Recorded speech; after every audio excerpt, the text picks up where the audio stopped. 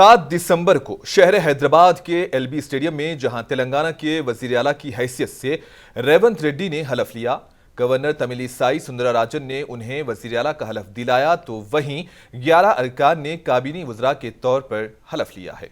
पेश है हलफ लेने वाले नए वज़रा की सियासी जिंदगी के हालात और उनके कलमदानों पर मुश्तमिल एक रिपोर्ट।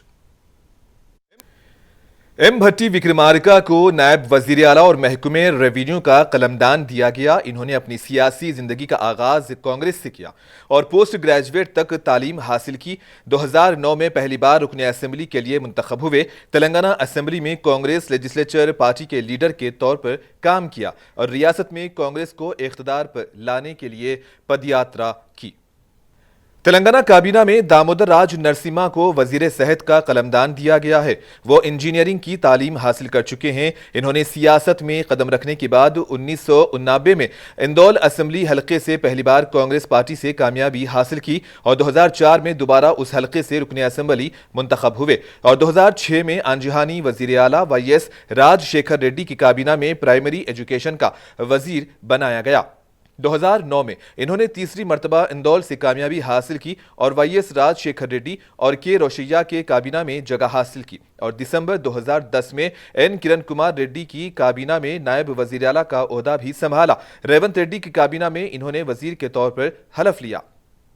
जोपल्ली कृष्णा राव को वजीर सिविल सप्लाईज का कलमदान दिया गया है। जोपल्ली कृष्णा राव ने 1999 में कांग्रेस पार्टी की जानिब से कोल्हापुर असेंबली हलके से मुकाबला करते हुए कामयाबी हासिल की और इसके अलावा 2004 के इंतखाबात में आज़ाद उम्मीदवार के तौर पर कामयाबी हासिल की। 2009 और 2012 में हुए ज़िमनी इंतखाबात में भी जीत दर्ज करवाई। तेलंगाना तहरीक के तौर पर कांग्रेस से इस्तीफा देते हुए बीआरएस में शामिल हुए और बीआरएस हुकूमत में वजारत के ओहदे पर फायज रहे और 2018 में बीआरएस से उनको शिकस्त हुई और 2023 में दोबारा कांग्रेस में शामिल हुए। असेंबली इंतखाबात में कांग्रेस के टिकट पर कोल्हापुर से कामयाबी हासिल की।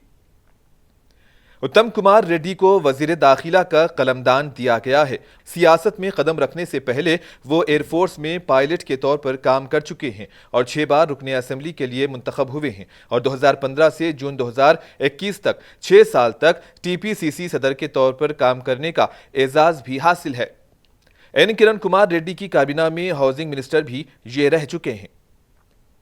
कोमटिरेड्डी वेंकट रेड्डी को म्युनिसिपल एडमिनिस्ट्रेशन का कलमदान दिया गया। वो नलगुंडा से 5 बार एमएलए मुंतखब हुए हैं। इन्होंने आंजहानी डॉक्टर वाईएस राजशेखर रेड्डी की काबीना में इंफॉर्मेशन टेक्नोलॉजी के वजीर की हैसियत से खिदमत अंजाम दी थी। पूनम प्रभाकर को भी बीसी वेलफेयर का कलमदान दिया गया। पूनम प्रभाकर 1987 से 1991 तक एनएसयूआई के सदर के तौर पर काम कर चुके हैं। 2009 में रुकने पार्लियामेंट के तौर पर मुंतखब हुए थे। 2023 के असेंबली इंतखाबात में वो हुस्नाबाद से रुकने असेंबली के लिए मुंतखब हुए हैं। सीतक्का को कबायली बहबूद का कलमदान दिया गया। सीतक्का ने अपनी सियासी जिंदगी का आगाज 2004 में तेलुगु देशम पार्टी से किया है। सीतक्का का सियासत में आने से पहले जनशक्ति नक्सलाइट ग्रुप में काम किया था। इन्होंने 2004 में तेलुगु देशम पार्टी की जानिब से मुलुगु असेंबली हलके से मुकाबला किया, लेकिन इनको नाकामी का सामना करना पड़ा और 2009 के असेंबली इंतखाबात में महाकोटामी के उम्मीदवार के तौर पर मुकाबला करते हुए कामयाबी हासिल की और बाद अज़ान 2017 में कांग्रेस में शामिल हुई और 2018 और 2023 के असेंबली इंतखाबात में कांग्रेस के टिकट पर मुकाबला करते हुए रुकने असेंबली मुंतखब हुई।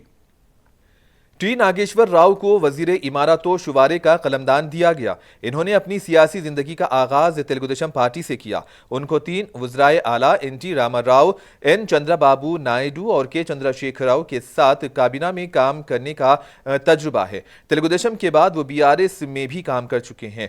सितंबर में कांग्रेस पार्टी में शामिल हुए और खम्मम से मुकाबला करते हुए कामयाबी हासिल की। पी श्रीनिवास रेड्डी को महकमे आबपाशी का कलमदान दिया गया। वो कांग्रेस में शामिल होने से कबल बीआरएस में रुकने पार्लियामेंट के तौर पर मुंतखब हुए हैं। 2023 के इंतखाबात से पहले कांग्रेस में शामिल हुए और असेंबली इंतखाबात में पालेरू असेंबली हलके से रुकने असेंबली मुंतखब हुए। कोंडा सुरेखा को वुमेन वेलफेयर का कलमदान दिया गया। वो साबिक में आंजहानी वजीर आला वाईएस राजशेखर रेड्डी की काबीना में वजीर के तौर पर काम कर चुकी हैं। वो इससे पहले वाईएसआरसीपी और बीआरएस पार्टी में भी काम कर चुकी हैं। डी श्रीधर बाबू को वजीर फाइनेंस का कलमदान दिया गया है। श्रीधर बाबू 1999 में पहली बार कांग्रेस पार्टी से रुकने असेंबली मुंतखब हुए हैं और इसके बाद 2004 और 2009 के इंतखाबात में भी उन्होंने कामयाबी हासिल की और 2023 के असेंबली इंतखाबात में 5वीं बार जीत दर्ज की। वो मुत्तहिदा आंध्र प्रदेश में कांग्रेस के दौरे हुकूमत में वजारत के ओहदे पर भी फाइज रह चुके हैं। याद रहे कि तेलंगाना काबीना में मुसलमानों को नजरअंदाज कर दिया गया क्योंकि वजीर आला की हलफबरदारी तकरीब में किसी भी मुस्लिम कायद को काबीना में जगह नहीं दी गई है, जिस मामले पर मुसलमानों में काफी नाराजगी देखी जा रही है। ब्यूरो रिपोर्ट, मुनसिफ टीवी न्यूज।